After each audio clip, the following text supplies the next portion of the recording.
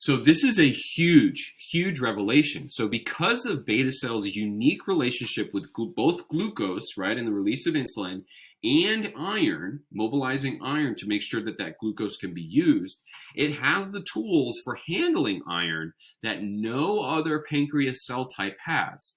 That's the protein hepcidin. Hepcidin gives beta cells the ability and the responsibility of handling excess iron, right? Those states of inflammation where hepcidin does what it needs to decrease that inflammatory response.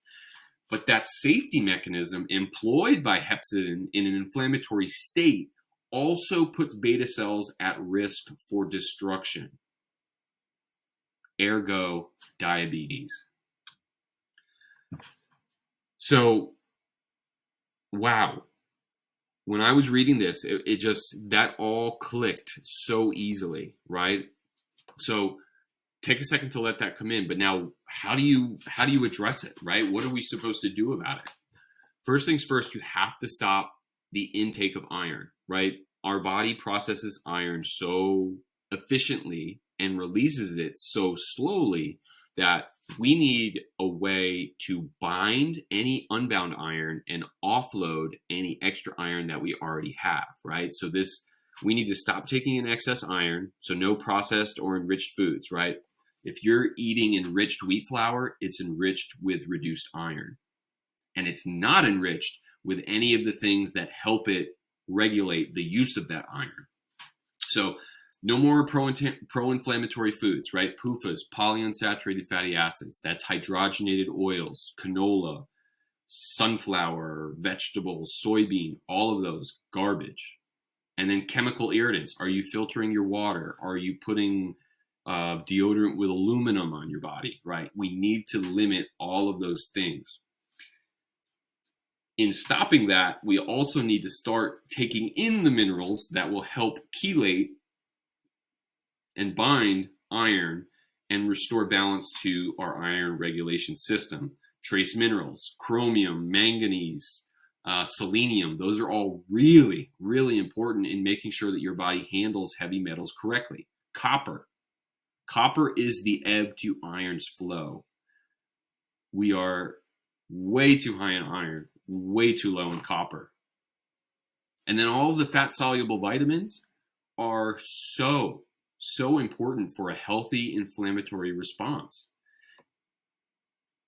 And also in managing iron properly. There are direct ties between the antioxidant properties of vitamin E, vitamin A, and vitamin K, and iron regulation. Donating blood. Donating blood is an easy way to offload extra iron, like upwards of 200 plus milligrams of iron in a single whole blood donation, right? Obviously, check with your doctor to make sure that you're eligible for it. I've been doing it now for over a year. It's the fastest and the easiest way. And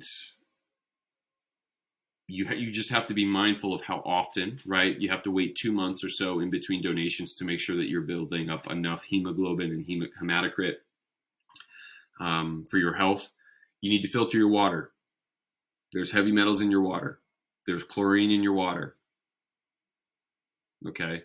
And then eating mineral-dense food. You know, you ask yourself, well, Bowie, what am I supposed to eat? It's not as complicated as you think. Most vegetables, most fruits, all have naturally occurring compounds that either counterbalance iron in the minerals that they offer or effectively chelate iron to deactivate it and make sure that it isn't absorbed. It's really not that much more complicated than eating more fruits and vegetables, grass-fed meat. There's just a lot of different ways. It's all about restoring balance. Natural foods are naturally balanced.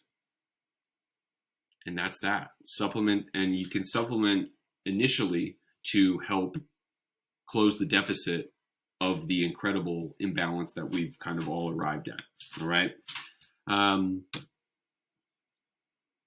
That's it. Okay, so this was a little bit faster, but damn it, it was dense. Okay, so I have a book documenting the entire process. I just released it a couple weeks ago. It's called An Ironclad Cause: Solving Diabetes and More.